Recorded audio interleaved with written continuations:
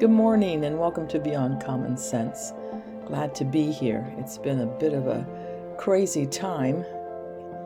2 weeks ago, I can't believe it's already been 2 weeks, I was out in South Dakota enjoying my family out there. The Lord was so gracious.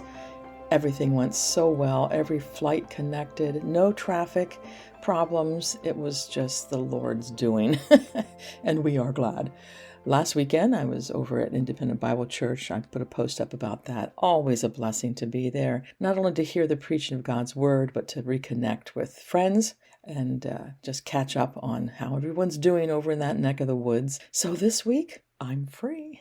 And I wanted to share a few things with you. One thing is a little poem that we read in English class with the 7th and 8th graders at the school. It's called School Days by Maltby D. Babcock. And as I was reading it, I realized this is my theme. If you've seen any of my snippet books, my subtitle is Lessons Learned While Walking with Jesus. Lord, let me make this rule to think of life as school and try my best to stand each test and do my work and nothing shirk. If weary with my book, I cast a wistful look where posies grow. Oh, let me know that flowers within are best to win. These lessons thou dost give to teach me how to live, to do, to bear, to get and share, to work and play, and trust alway. Some day the bell will sound.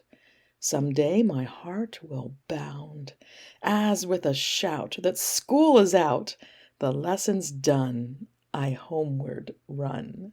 After I read that in school, actually, we read it as a prayer. I asked the students if that last line was referring to our last day of school in May, and one 7th grader said, "Oh, yes, because he's not in love with school." But one of the other 8th graders said, "No, that's heaven. That's when we're done here on earth.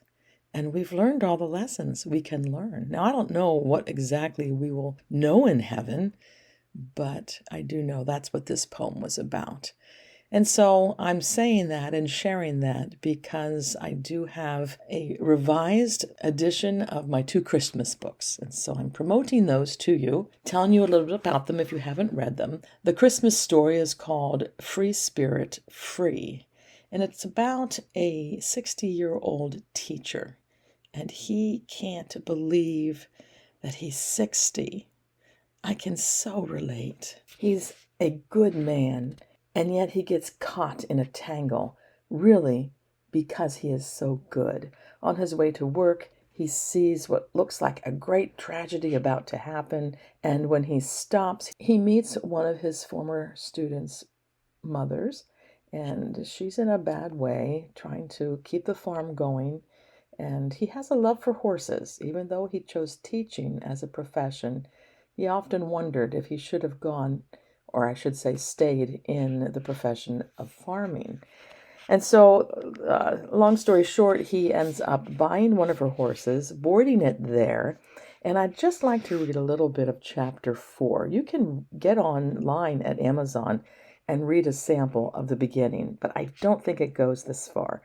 So I chose this to read to you this morning. Chapter 4, Playing Hooky. The last week of October was the longest week Alan could remember. The weather was absolutely perfect, and all week he made plans in his mind for Friday's adventure, the whole day alone in the woods with his new friend Jacques.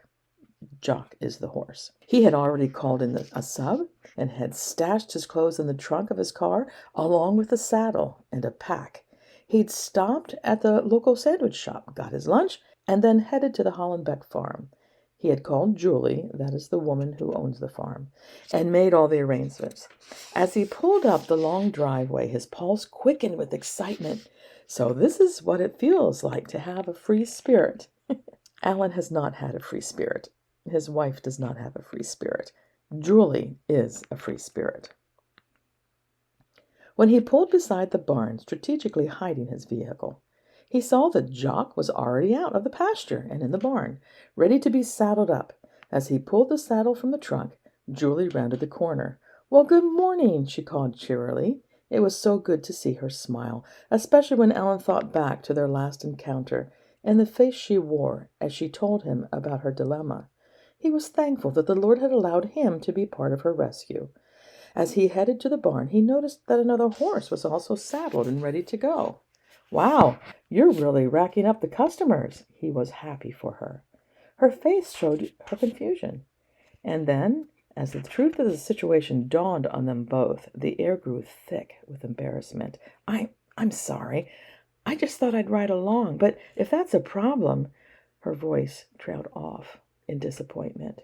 Alan's mind raced in 1,000 different directions. He was so looking forward to the time alone, but he hated to disappoint her. And what about Hattie? That's his wife. It wouldn't look good if they ran into anyone on the trail.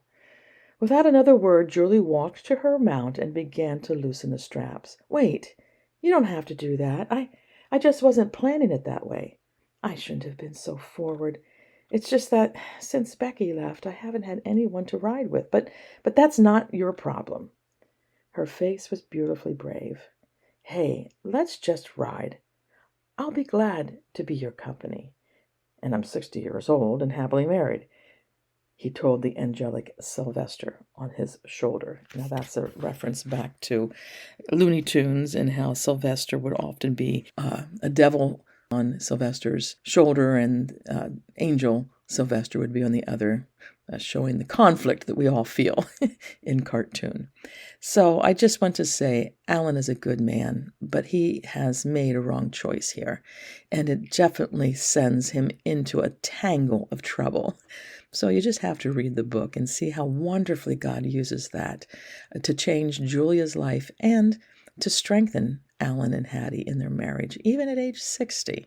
At the end of the book, I do have like a question and answer session just to dig deeper into what are the lessons that I'm teaching in this book. It also includes the first chapter of Bond Brother, which I wrote as well. Another story for another time, but I'd also like to read another poem, if you can bear with me. This was written for my great-grandmother. She lived to be 99, almost 100, and she was always a blessing to go visit. Now, was she a born-again believer? I have no idea. I hope she was. We never talked about that. But this poem called Bright Eyes was for her after she passed, because she always did have a shining countenance. Look past the eyes so clear and bright, and see the soul touched by God's light, a glow that starts down deep within, undimmed by those besetting sins. A face aglow, though lined with age, a story there no written page could ever tell, how God above has cleansed the soul, redeemed by love. And youthful eyes can so express the same true signs of happiness, though all life's lessons are not learned.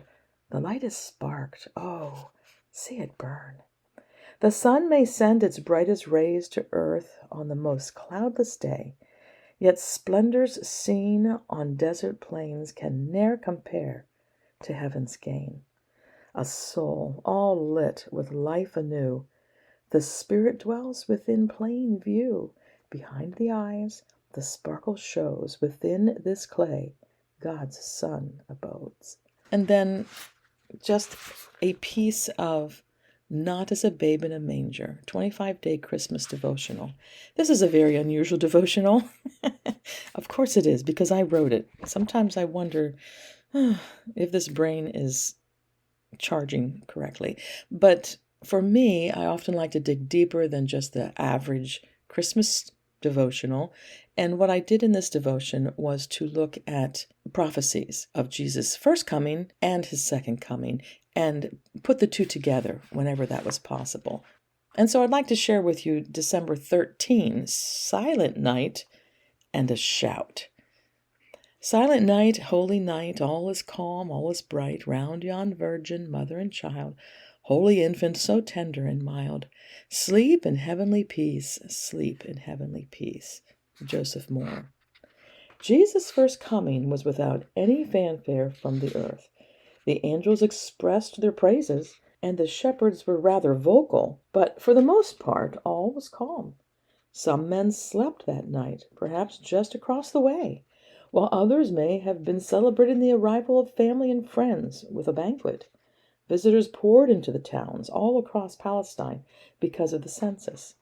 But there, in an obscure stable, a reason for great rejoicing was born, and most people missed it. I've always been fascinated that the Pharisees, who were able to recite the Micah 5:2 prophecy, were never curious enough to follow the wise men. Had they been lulled to sleep, too busy performing their religious duties to take the time to look for their true king? Throughout Jesus' earthly ministry, the story was much the same. Most of the religious leaders completely missed Jesus' deity.